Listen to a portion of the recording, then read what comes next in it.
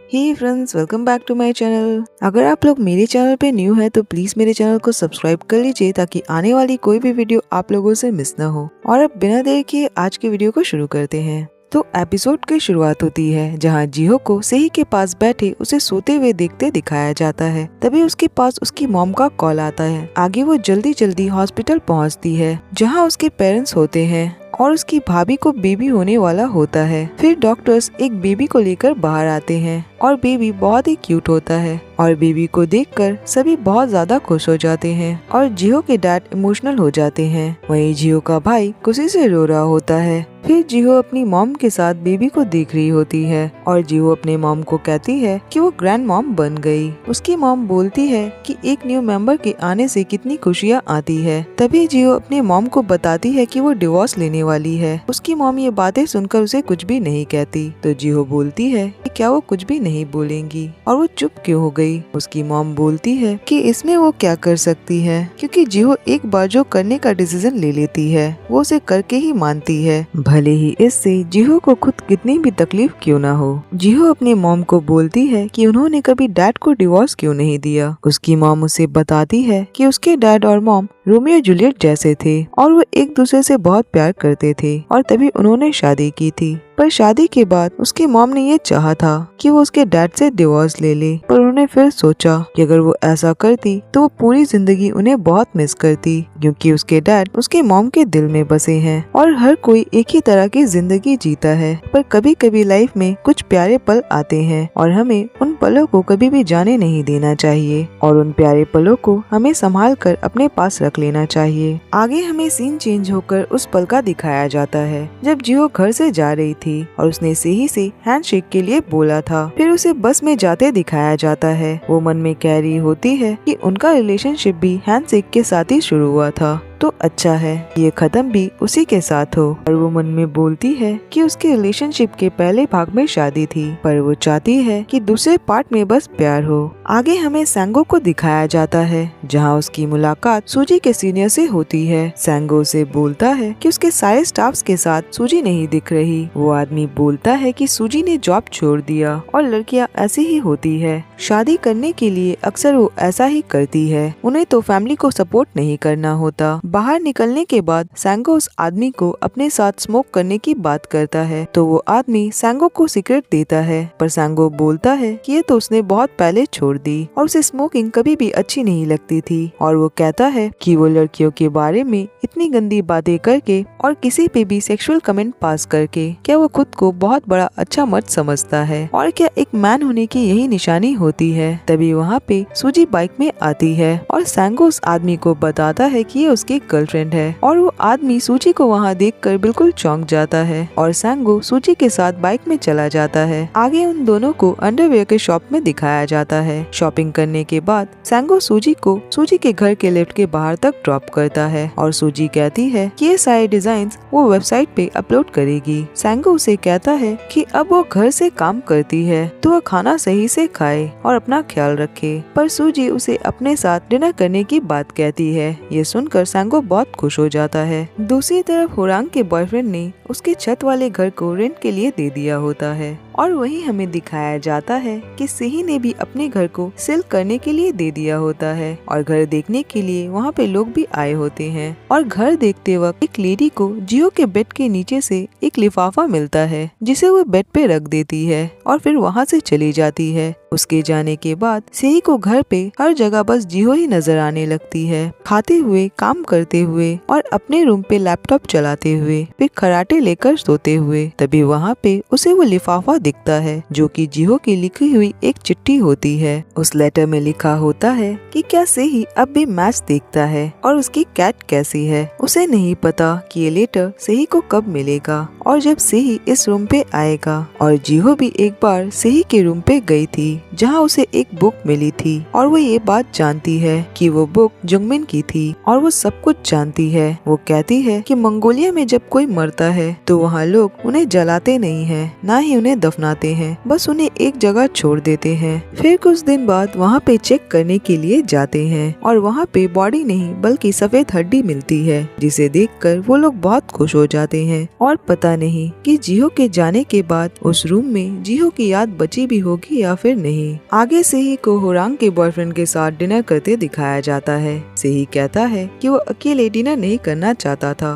वो लड़का उसे कहता है कि उसने सुना सेही ने अपने घर को सेल कर दिया है, तो वो अब कहाँ रहने वाला है। सेही कहता है कि वो कहीं भी रह लेगा, बस अपने घर को छोड़कर। फिर वो लड़का पूछता है कि जिहो कहाँ पे ट्रेवल के लिए गई है। सेही याद करता है कि जिहो ने जाते वक्त बोला था कि वो बहुत दूर जा रही है, तो सेही उसे कहता है कि वो मंगोलिया गई है। वहीं जिहो को होरांग के साथ बात वाली जगह पे दिखाया जाता है, तो जिहो कहीं भी नहीं गई होती, बल्कि वो एक गेस्ट हाउस पे रह रही होती है। होरांग उसे बोलती है कि वो चाहे तो होरांग के छत वाले घर पे रह सकती है, वहाँ पे अब कोई भी नहीं रहता। तो जिहो उसकी बात मान लेती है। वहीं सैंगो को सूजी के घर पे दिखाया जाता है, जहाँ सूजी ने उसके लिए नूडल्स बनाई होती है, जो कि पूरी कच्ची होती है, पर वो कुछ भी नहीं कहता और उसे खाने लगता है। सूजी उसे पूछती है कि सेही अब कहाँ रहने वाला है, क्योंकि उसने सुना है कि वो अपने घर को सेल कर रहा है। सैंगो बोलता है कि वो भी इस बात को नहीं जानता, क्योंकि सेही ने 20 दिन की छुट्टी ली है। दूसरी तरफ सेही को अपने घर पे दिखाया जाता है, जहाँ वो बहुत ज्यादा नशे में होता है और वो मैच देख रहा होता है। वो अपने कैट से पूछता है कि जिहो आखिर क्यों चली गई, आखिर उसके जाने का रीजन क्या था। दूसरी तरफ जिहो को अपने गेस्ट हाउस पे दिखाया जाता है, जहाँ वो भी बैठी मैच देख रही होती है। तभी उसके पास एक फॉरेनर लड़की आती है और कहती है कि जिहो हमेशा मैच क्यों देखती है। जिहो को सही से इंग्लिश नहीं आती, तो वो अपने लैंग्वेज में ही उसे बोलती है कि ये मैटर नहीं करता कि वो क्या चीज बार बार देखती है, क्योंकि उस चीज के साथ किसी इंसान की यादें जुड़ी होती है और वो सेही को याद करने लगती है। आगे हमें दूसरे दिन जिहो को केक बनाते दिखाया जाता है, जो कि उसने सेही के लिए बनाई होती है। फिर दिखाया जाता है कि सेही अपने ऑफिस पहुंचता है और वो वहाँ होरांग के बॉयफ्रेंड से उसके घर की चाबी लेता है। सैंगो उसे ऑफिस वापस आने को बोलता है, पर सेही कहता है कि वो अभी भी छुट्टी पर है। ये कहकर वो वहाँ से चला जाता है। दूसरी तरफ जिहो होरांग वाले घर पे जाती है और वहाँ पे बेड लगी होती है और कुछ चीजें भी रखी होती है। जिहो बेड पे लेटती है और उसे अपने बेड वाली फीलिंग आती है। वहीं होरांग को उस लड़के के साथ दिखाया जाता है। वो लड़का उसे शादी के बाद हनीमून की प्लानिंग बताने लगता है। दूसरी तरफ होरांग के बॉयफ्रेंड को ऑफिस में दिखाया जाता है और तभी बोमी उसके पास आकर उससे बातें करने लगती है और वो उसे अपना बॉयफ्रेंड बनने के लिए पूछती है। वहीं से ही उस घर पे अपनी कैट को लेकर जाता है और उसे खाना वगैरह देता है। दूसरी तरफ जिहो को सेही के घर पे दिखाया जाता है, जहाँ पे सेही नहीं बल्कि कोई और होता है। वो आदमी बताता है कि वो लोग अब यहाँ पे रहते हैं। जिहो बस में सोचते हुए जा रही होती है कि सेही आखिर कहाँ चला गया और वो सेही को कंटिन्यू कॉल कर रही होती है, पर सेही का फोन कोई भी पिक नहीं करता। फिर वो होरांग के छत वाले घर पे पहुंचती है और वो केक को निकाल कर देखती है और वो बोलती है कि वो सच में फिर से शुरुआत करना चाहती थी और वो सेही को आज प्रपोज करने वाली थी और लगता है कि जिहो ने आज चांस मिस कर दिया। वो कहती है कि पता नहीं सेही अभी कहाँ होगा। वो सोचती है कि उसने सेही को कितना मिस किया और वो उससे कितना प्यार करने लगी है और उसके मन में अब बस सेही की प्यारी यादें हैं। और तभी उसके पास सूजी का कॉल आता है। सूजी उसे बताती है कि सेही भी उसी छत वाले घर पर है। तो जिहो धीरे धीरे रूम पर जाती है, जहाँ सेही उसकी सॉफ्ट टॉय पकड़े सोया होता है और जिहो उसे देखने लगती है। फिर वो सेही के पास आकर लेट जाती है और उसके फेस पे अपना हाथ रखती है। सेही अपनी आंखें खोलता है और बोलता है कि वो उसे अब अपने सपने में भी दिखने लगी है। जिहो उसे बोलती है कि क्या सेही उसे इतना मिस कर रहा है। सेही बोलता है कि क्या जिहो ने सेही को यहाँ पे अकेले छोड़कर मंगोलिया में बहुत एंजॉय किया, पर जिहो बोलती है कि नहीं, उसने सेही को बहुत मिस किया, हर दिन और हर पल। और वो सेही को आई लव यू बोलती है। सेही रोने लगता है और कहता है कि वो बहुत बुरी है, वो उसे अकेले छोड़कर चली गई और जब सेही की आंखें खुलेगी तो सुबह वो यहाँ उसके पास नहीं होगी और सेही रोता हुआ सो जाता है। जिहो से बोलती है कि वो दोबारा उसे छोड़कर कभी भी नहीं जाएगी। आगे हमें मॉर्निंग का सीन दिखाया जाता है जहाँ सिही की आंखें खुलती है और वो रूम से बाहर जाता है, जहाँ वो जिहो को देखता है और वो जिहो को देखकर चौंक जाता है। फिर जिहो को बैठे ब्रेकफास्ट करते दिखाया जाता है। सिही उसे बोलता है कि वो इतने आराम से कैसे खा सकती है, वो अचानक से चली गई और उसने सिही को डिवोर्स दे दिया था, तो फिर वो यहाँ पे इतनी आराम से कैसे बैठ सकती है। जिहो बोलती है तो फिर वो वापस चली जाएगी। ये कहकर वो जाने के लिए उठती है पर सिही उसे रोकता है और बोलता है कि उसका मतलब ये नहीं था और वो पूछता है कि वो अचानक कहाँ चली गई थी और वो कहाँ थी। जिहो किसी पास की जगह का नाम लेती है। सिही ये सुनकर गुस्सा हो जाता है। जिहो उसे बार बार पूछने लगती है कि क्या वो गुस्सा हो गया, तो वो गुस्से में उसे कहता है कि वो गुस्सा नहीं है और कहता है कि वो यही पास में थी, पर उसने सिही को कॉल नहीं किया, ना ही वो उससे एक बार भी मिलने आ सकी और सिही ने उसे कितना मिस किया, उसने कितने बुरे दिन बिताए। और ये सारी बातें कहते हुए वो रो रहा होता है। जिहो स्माइल करने लगती है। सिही कहता है कि वो स्माइल कैसे कर सकती है, वो इतना ज्यादा दुखी था, उसने जिहो को कितना मिस किया कि उसे अपने घर तक को बेचना पड़ा और वो ये सारी बातें जानने के बाद भी हंस रही है। जिहो बोलती है कि उसने पहली बार सिही को ऐसे देखा है, उसने सिही को आज से पहले कभी भी दुखी नहीं देखा और सिही ने उसे पहले कभी अपनी फीलिंग्स क्यों नहीं बताई। और जिहो उसे सॉरी कहती है और उसे हक करने की बात करती है, पर सिही उसे मना करता है और वो बैठ जाता है। जिहो भी उसके पास बैठी उसे हक करने की बातें बोलने लगती है और वो बोलती है कि वो जानती है कि सिही भी उसे हक करना चाहता है, पर सिही उसे मना कर रहा होता है, पर जिहो उसे जिद कर रही होती है और ऐसे ही वो दोनों बेड पे गिरते हैं। सिही उसे बोलता है कि क्या उसे और ब्रेकफास्ट नहीं करना। जिहो उसे नो बोलती है और सिही उसे किस करता है। दूसरी तरफ हुरांग का बॉयफ्रेंड बोमी को कहता है कि वो उसका बॉयफ्रेंड नहीं बन सकता।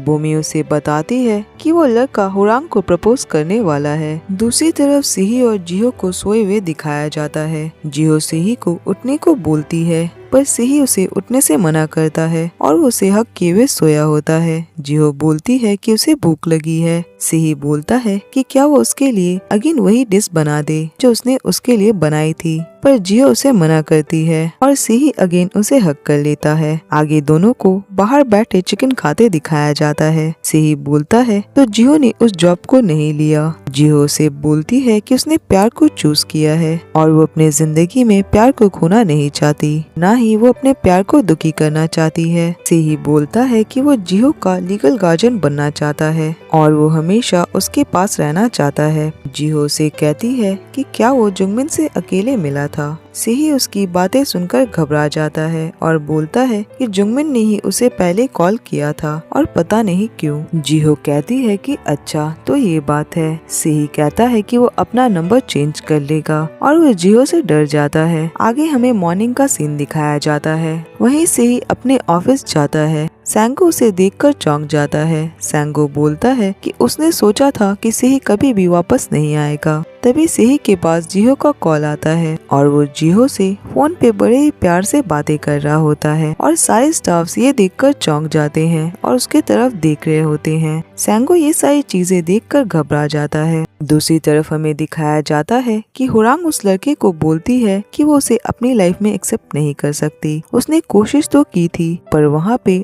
ऑलरेडी कोई और रहता है। वो लड़का उसकी बात को बड़ी ही खुशी में लेता है और वो स्माइल करके कहता है कि वो सारी बातें समझ सकता है। वहीं से ही हुरांग के बॉयफ्रेंड को बताता है कि हुरांग शायद आज डिस्ट्रिक्ट ऑफिस जाने वाली है और उसने उसे उसी लड़के के साथ कैफे पे देखा था। हुरांग के बॉयफ्रेंड को ऐसा लगता है कि सिही ने मैरिज रेस्टोरेंट ऑफिस कहा और वो ये सारी बातें सुनकर घबरा जाता है और वो दौड़कर भागता है। वो हुरांग को कार में बैठता देखता है और वो कार के पीछे भागने लगता है। वो लड़का उसे डिस्ट्रिक्ट ऑफिस के बाहर ड्रॉप करता है और हुरांग वहाँ पे कोई फॉर्म भर रही होती है। तभी वहाँ पे उसका बॉयफ्रेंड आ जाता है और वो हुरांग से माफी मांगता है और कहता है कि वो कोशिश करेगा कि सब कुछ ठीक हो जाए, और ये कहकर वो रोने लगता है। फिर दोनों को बैठे दिखाया जाता है। हुरांग बोलती है कि उसने कैसे सोचा कि हुरांग किसी और के रिंग को एक्सेप्ट करेगी। इस जिंदगी के लिए उसकी दी हुई रिंग उसके लिए काफी है। वो बोलती है कि क्या वो उससे शादी करेगा, और वो दोनों रोने लगते हैं। उसका बॉयफ्रेंड बोलता है पर वो दोनों शादी के बाद कहाँ पे रहेंगे। हुरांग बोलती है कि वो उसके पेरेंट्स के घर पे रह सकते हैं, और वो दोनों बहुत खुश होते हैं। वहीं दूसरी तरफ सूजी बिजनेस से कहीं बाहर जा रही होती है और सैंगो भी उसके साथ जा रहा होता है। फिर सूजी सैंगो को शादी की बात बोलती है। सैंगो ये बात सुनकर चौंक जाता है और बोलता है कि सूजी तो कभी भी शादी पे बात भी नहीं करती थी